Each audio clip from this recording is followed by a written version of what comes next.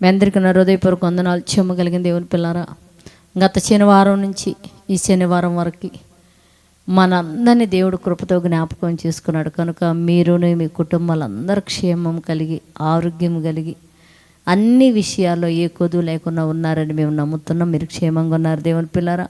కనుక మీ కుటుంబాన్ని, మమ్మల్ని, సంఘాన్ని అందరినీ కూడా ఈ వారం అంతట్లో గత శనివారం నుంచి శనివారం వరకు తన దయ కనికరము తన ప్రేమ చూపి అనేకమైన అద్భుతాలు ఆశ్చర్య క్రియలు మన జీవితాల్లో జరిగించి తిరిగి మళ్ళీ శనివారం స్త్రీల కూడికగా కూడుకొని అనేక విషయాల నిమిత్తం ప్రార్థన చేయడానికి, వ్యాఖ్యను చేయడానికి, ఆయన గణపరచడానికి, మహింపరచడానికి దేవుడు ఇట్టి భాగ్యం మనందరికి ఇచ్చినందుకు మన ప్రభు మన రక్షకుడు యేసుక్రీస్తు వారి నామములో మన తండ్రి అయిన దేవుడికి శిరస్సు వంచి వందనాలు, కృతజ్ఞత, స్తుతులు, ఆరాధనలు ఆయనకు సమర్పించుకుంటూ ఈ దినం మరి దేవుడు ఏ మాటల చేతైతే మనల్ని బలపరచాలనుకుంటున్నాడు, స్త్రీల కూడికలో మనల్ని ఆదరించాలనుకుంటున్నాడు, మనకు నెమ్మదిని కలుగు చేయాలనుకుంటున్నాడు, ఆ మాటలను ఒకసారి మనం ధ్యానం చేసుకుందాం దేవుని పిల్లారా. చూడగలిగితే మత్తయి సువార్త 3వ అధ్యాయం 11వ వచనంలో ఒక అద్భుతమైన మాట దేవుని పిల్లారా.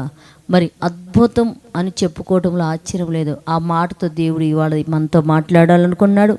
ఒకసారి మనం చూడగలిగితే దేవుని పిల్లారా, మత్తయి సువార్త 3వ అధ్యాయం 11వ వచనంలో ఇక్కడ యోహాను గారు మాట్లాడుతూ ఏమంటున్నాడంటే, బాప్తిస్మిచ్చు యోహాను గారు మాట్లాడుతూ, మారు మనసు నిమిత్తము నేను మీకు నీళ్ళల్లో బాప్తిసం ఇచ్చుచున్నాను. అంటే మనసు మారు నిమిత్తమే, మారు మనసు నిమిత్తం నేను నీళ్ళల్లో మీకు బాప్తిసం ఇచ్చుచున్నాను. కానీ అయితే నా వెనుక వచ్చువాడు నాకంటే శక్తిమంతుడు, ఆయన చెప్పులు మోయుటకైనాను నేను పాత్రును కాను. అయితే ఆయన పరిశుద్ధాత్మలోను అగ్నితోనూ బాప్తిసం ఇచ్చు అన్నాడు. అంటే ఆనాటి కాలంలో శాస్త్రులు, పరిచయులు, ఇశ్రాయేలులు అనేక మంది వచ్చి యేసుకు మరి యోహాను చేత యోర్దాను నదిలో బాప్తిసం తీసుకుంటూ ఉన్నాడు దేవుని పిల్లారా. అలాగనే ఆ కాలంలోని మహానుభావుడైన యేసుక్రీస్తు వారు వెళ్ళినప్పుడు, ఆ యేసుక్రీస్తు వారు బాప్తిసం తీసుకున్నప్పుడు ఆయన మీదకి పరిశుద్ధాత్మ దిగి వచ్చింది దేవుని పిల్లారా. అంటే యోహాను గారు యేసుక్రీస్తుని వారిని చూసినప్పుడే ఎందుకు ఈ మాట మాట్లాడాడని మనం చూడగలిగితే దేవుని పిల్లారా. మరి అంతకుముందు ఆయన మరి మనం చూడగలిగితే పై మాటల్లో చదువుతాడు దేవుని పిల్లారా. ఎవరు? అనేక మంది శాస్త్రుల్లోనూ పరిసయ్యులలోనూ బాప్తిసం పొందవచ్చుట చూసి, సర్పసంతానమా, రాబోవు ఉగ్రత నుంచి తప్పించుకున్నటకు బుద్ధి చెప్పిన వాడు ఎవడు అంటే, అంతకుముందు తీసుకున్న వారిలో ఎవరి మీద కూడా పరిశుద్ధాత్మ దిగినట్టు కానీ మరి ఆ ఆనవాళ్ళు మనకి కనపడలేదు. యోహాను గారు కూడా మాట్లాడినట్టు మనకు కనపడదు దేవుని పిల్లలు. కానీ యేసుక్రీస్తు వారు వచ్చినప్పుడు మాత్రం ఆయన ఏం మాట్లాడుతున్నాడంటే, ఇదిగో నేను ఈయన చెప్పులు మోయటానికి కూడా అర్హత లేదు, అసలు బాప్తిసం ఇవ్వటానికి కూడా అర్హత లేదు. ఇదిగో ఈయన చాట ఈయన చేతిలో ఉంది. ఇదిగో ఈయన రాబోయే కాలంలో పరిశుద్ధాత్మతోను అగ్నితోను బాప్తిసం ఇస్తాడు అన్నాడు. అసలు ఈ పరిశుద్ధాత్మతో అగ్నితో బాప్తిసం ఇవ్వటం అంటే ఏంటి, అది ఎలా జరిగిద్ది అని మనం చూడగలిగితే దేవుని పిల్లారా, అది ఒక అమోఘమే అని చెప్పుకోవచ్చు దేవుని పిల్లారా. మనం చూడగలిగితే ఒక వ్యక్తిని పాపంలో ఉంచి పాప బంధకాల్లో కట్టబడిన మనిషిని, సాతాను శక్తుల వలన బంధింపబడిన మనిషిని విడుదల కలుగు చేయాలంటే, వదిలించాలంటే దేవుని పిల్లారా, వీళ్ళు అగ్నితోనూ పరిశుద్ధాత్మలో బాప్తిసం పొందిన వారై ఉండాలనే దేవుని పిల్లారా బైబిల్ చెప్పడం అనేది మనం చూడగలుగుతుంది దేవుని పిల్లరా. నేను మారు మనసు నిమిత్తం ఇస్తున్నాను మీకు బాప్తిసం, అంతే. మారు మనసు నిమిత్తం అంటే మీరు చేసిన తప్పులు మళ్ళీ ఈ తప్పులు చేయకుండా ఉండే నిమిత్తమే నేను బాప్తిసం ఇస్తున్నాను. కానీ నా వెనకమాల వచ్చేవాడు ఏంటంటే అగ్నితోనూ పరిశుద్ధాత్మలో మీకు బాప్తిసం ఇస్తానన్నాడు. ఇప్పుడు ఈ అగ్ని పరిశుద్ధాత్మలో బాప్తిసం ఇవ్వటం అంటే ఏంటి అని మనం చూడగలిగితే దేవుని పిల్లారా, మరి అపోస్తుల కార్యములోకి వెళ్ళి కానీ ఒకసారి మనం చూడగలిగితే అపోస్తుల కార్యాల గ్రంథము 2వ అధ్యాయము 3వ వచనంలో ఒక మంచి మాట రాయబడింది దేవుని పిల్లలు. అపోస్తుల కార్యాల గ్రంథము 2:3. ఇక్కడ మనం చూడగలిగితే యేసుక్రీస్తు వారి శిష్యులు 12 మంది. ఈ 12 మందిలో యూదా గారు తప్పిపోయాడు.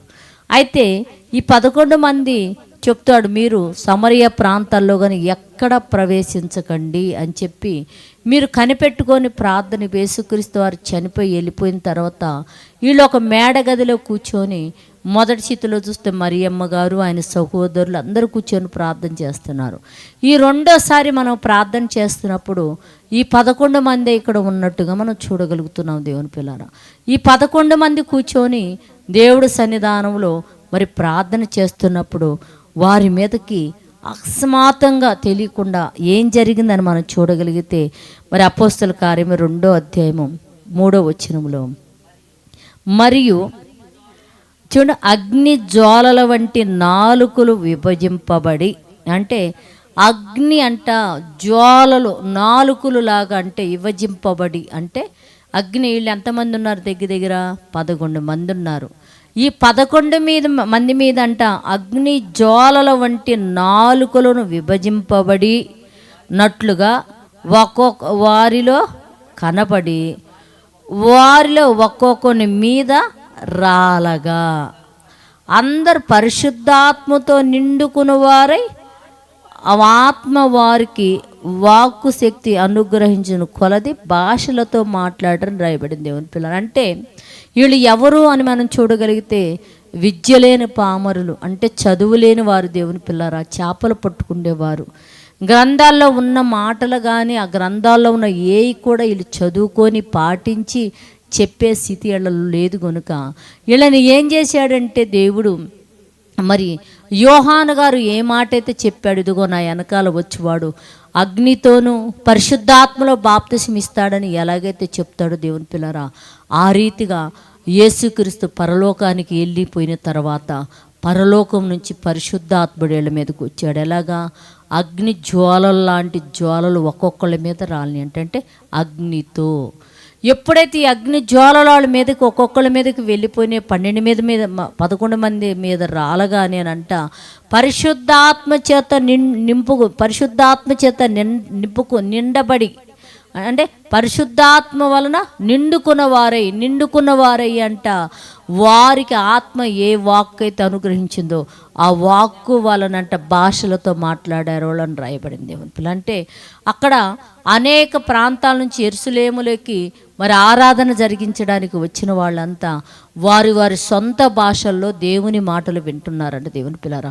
వారి సొంత భాషలో ఈ దేవుని మాటలు, అంటే భాషలు వీళ్ళది అంతా కూడా ఒకే భాష వీళ్ళందరిది, కానీ ఎవరికి సంబంధించిన వారు సొంత భాషల్లోనంట దేవుని మాటలు అంటే వీళ్ళు ప్రకటిస్తున్నారు. అంటే అగ్ని చేత పరిశుద్ధాత్మలో మొట్టమొదటిగా ఎవరికి బాప్తిసం ఇచ్చారంటే యేసుక్రీస్తు వారి శిష్యుల్లో 11 మందికి ఈ బాప్తిసం ఇచ్చినట్టుగా మనం చూడగలుగుతున్నాం దేవుని పిల్లరా. అది వారికైనా సొంతం అంటే దేవుని పిల్లరా, నిజంగా ఎవరైతే శిష్యత్వంలోకి వెళ్ళిపోతాడో నమ్మి బాప్తిసం పొందుతాడో ఆ శిష్యత్వంలోకి వెళ్ళిపోయే వారికి కూడా ప్రతి ఒక్కళ్ళకు కూడా పరిశుద్ధాత్మ చేత అగ్ని చేత బాప్తిసం ఇవ్వాలనే దేవుడు నిర్ణయించుకుంటాడు దేవుని పిల్లరా. ఇంకా మనం చూడగలిగితే ఒకసారి యూదా పత్రిక దగ్గరికి వెళ్ళి మనం చూడగలిగితే ఇక్కడ ఒక మంచి మాట రాయబడింది దేవుని పిల్లరా. యూదా పత్రికలో 1:22 మాట్లాడితే ఇక్కడ ఒక మాట రాయబడింది, చూద్దాం దేవుని పిల్లరా. చూడు, సందేహించు వారి మీద కనికరపడి, అంటే 22 యోధా పత్రిక 1:22 సందేహింపు వారి మీద కనికరపడి, చూడు, సందేహింపు వారి మీద కనికరం చూపుడి, అంటే సందేహించు వారి మీద కనికరము చూపుడి. ఎవరు సందేహిస్తున్నారు అంటే సృష్టికర్తను మరిచి ఏమంటే ఇటు రాలేక అటు పోలేక సందేహము కలిగి ఉన్నారు. ఏది కరెక్టు, ఏది వాస్తవం, ఏది అవాస్తవమని సందేహం కలిగి బ్రతుకుతున్న వారి మీద మీరేం చేయాలంటే కనికరపడాలా. వీళ్ళకి దేవుడు తెలియదు, ఏమీ తెలియదు, వాళ్ళు నరకానికి వెళ్ళే వాళ్ళని చెప్పేసి వాళ్ళ మీద శాపనార్థాలు పెడుతూ వాళ్ళని బాధ పెడుతూ కాకుండా ఆ సందేహించు వారి ఎడల కనికరపడి అగ్నిలో ఉంచి ఒకడిని లాగినట్టు, ఏమంటే అగ్నిలో ఉంచి ఒకడిని లాగినట్టు కొందరినన్నా మీరు లాగగలగాల. అంటే ఒక అగ్నిలో ఉంచి ఒక మనిషిని నువ్వు లాగాలంటే నువ్వు కూడా అగ్ని అయి ఉండాలి దేవుని పిల్లారు. ఎందుకు? అగ్నిలో పోతున్న మనిషిని పట్టుకోవాలంటే ఏం చేయాలా? నీకు కూడా అగ్నితో బాప్తిసం పొందినవాడు అయి ఉండాలా, పరిశుద్ధాత్మలో బాప్తిసం పొందినవాడు అయి ఉండాలా. అగ్నిలో పరిశుద్ధాత్మతో నువ్వు బాప్తిసం పొందుంటే సందేహపడి అగ్నిలోకి వెళ్ళే వారిని నువ్వు కాపాడగలుగుతావు అని చెప్తున్నాడు దేవుడు. అంటే చాలామంది చూడండి, మేము ఎలాగైనా సరే బాప్తిసం తీసుకున్నాక మేము ఆత్మచేత నింపబడ్డాం కనుక వాళ్ళని ఎలాగైనా మారుస్తాం. చూడండి చిటుకులు వేస్తూ చాలామంది వాక్యం చెప్పి బయలుదేరుతూ ఉంటారు దేవుని పిల్లరా. కొంతకాలం విచిత్రమేమో కానీ వాళ్ళు మారటమేమో కానీ వీళ్ళే మారిపోయి మళ్ళా సృష్టికర్తలో దేవుడు ఏదైతే సృష్టిలో ఉన్న వస్తువులు మీరు ఆరాధించగలదు, సృష్టిలో ఉన్న వాటి జోలికి మీరు వెళ్ళగలదు, సృష్టిలో ఉన్న వాటికి నమస్కారం చేయొద్దని దేవుడు ఏం మాటలు అయితే చెప్తారో పోయి వాటి దగ్గరికి వెళ్ళి అది ఇది రెండు ఒకటేనని చెప్పేసి గొడుగు పడుతూ ఉంటారు దేవుని పిల్లలు. అంటే ఏమయ్యాడు? ఎందుకు అలా మారిపోయాడు? అగ్నిలో నుంచి లాగాల్సిన మనిషే మనం జాలపడే విధంగా ఎందుకు మారిపోయాడు అంటే అతనికి అగ్నితో పరిశుద్ధాత్మలో బాప్తిసం పొందలేదు కనుక, మారు మనసు నిమిత్తం ఏదో ఊరకనే పొందాడు కనుక అగ్నిలో ఉంచి ఒక మనిషిని లాగలేక తానే అగ్నిలోకి జారిపోయే ప్రమాదం ఉంటుంది దేవుని పిల్లరా. కనుక మీరు సువార్త ప్రకటిస్తున్న మీరు అగ్నితోనూ పరిశుద్ధాత్మలో బాప్తిసం పొందిన వారై సువార్త ప్రకటిస్తూ ఇదిగో సందేహించు వారి మీద కనికరపడి అగ్నిలో ఉంచి లాగేవారుగా ఉన్నారా? లేదా మారు మనసు నిమిత్తం బాప్తిసం పొంది అగ్నితో బాప్తిసం కానీ పరిశుద్ధాత్మ అనుభవం కానీ లేక వాళ్ళను లాగుదామని చెప్పేసి మీరే అగ్నిలోకి వెళ్ళేవారై ఉన్నారో లేదోనని మనల్ని మనం పరీక్షించుకొని పరిశోధన చేసుకొని మేము ఏ స్థితిలో ఉన్నామని ఒకసారి ఆలోచిద్దాం. కనుక ఈ మాటలు హృదయంలో పదిలు పెట్టుకొని దేవుని పిల్లలు ప్రార్థన చేసుకుందాం. పరిశుద్ధుడా, జీవము కలిగిన మా పరలోకపు తండ్రి, నాయన నీ కృప కలిగిన నామానికి వందనాలు తండ్రి. మత్తయి సువార్తలు నువ్వు చెప్తున్నావు నాయన. ఇదిగోనైనా యోహాను గారు చేత మాతో చెప్పించావు నాయన. నా వెనకమాల వచ్చేవాడు ఇదిగో పరిశుద్ధాత్మతో అగ్నితో మీకు బాప్తిస్మిస్తాడని చెప్తున్నావు. నేను కేవలం మారు మనసు నిమిత్తమే బాప్తిస్మిస్తున్నానని యోహాను గారి చేత మాకు చెప్పించావు తండ్రి. ఇదిగోనైనా ప్రభువును అంగీకరించి ఆయన ఎమ్మడించి శిష్యత్వంలో చేరిన 11 మందికినైనా అగ్నితోను పరిశుద్ధాత్మతో నింపి నువ్వు బాప్తిసం ఇచ్చినట్టు మేము చూడగలుగుతున్నాం నైనా. ఇవాళ బాప్తిసం తీసుకుంటున్న మేము, సువార్త పనిలో ఉంటూ నీ శిష్యులమని చెప్పుకుంటున్న మేమునైనా అగ్నితోను పరిశుద్ధాత్మతో బాప్తిసం పొంది ఇదిగో సందేహించు వారి మీద కనికరపడి అగ్నిలో ఉంచి మేము లాగేవారిమై ఉన్నామా? మారు మనసు నిమిత్తం బాప్తిసం తీసుకొని ఇదిగోనైనా అగ్నిలోకి మేము పోయేవారిమై ఉన్నామో అని మమ్మల్ని మేము పరీక్షించుకొని పరిశోధన చేసుకొని బ్రతకడానికి శక్తిని అడుగుతూ నా తండ్రి నైనా, ఎంతమంది అయితే సృష్టికర్తవైన నిన్ను మరచి సృష్టిని ఆరాధిస్తూ సృష్టిలో కొన్ని రూపాలునైనా నువ్వు మమ్మల్ని తయారు చేస్తేనైనా నిన్ను తయారు చేసాము ఆరాధిస్తున్నామని చెప్పి ఎంతమంది అయితే భ్రమలో బ్రతుకుతున్నారో ఆ భ్రమ నుంచి నా తండ్రి, ఆ సాతాను కట్టడల నుంచినైనా ఆ కాడుల నుంచి ఆ బిడ్డలకు విడుదల కలుగు చేసి ఆ అగ్నిలో ఉంచి అనేక మంది నీ వైపు తిరిగి రక్షణ పొందే భాగ్యం అనుగ్రహించి మనం అడుగుతూ తండ్రి నైనా. ఇదిగో మా దేశంలో ఉన్న ప్రతి కుటుంబాన్ని జ్ఞాపకం చేసుకో.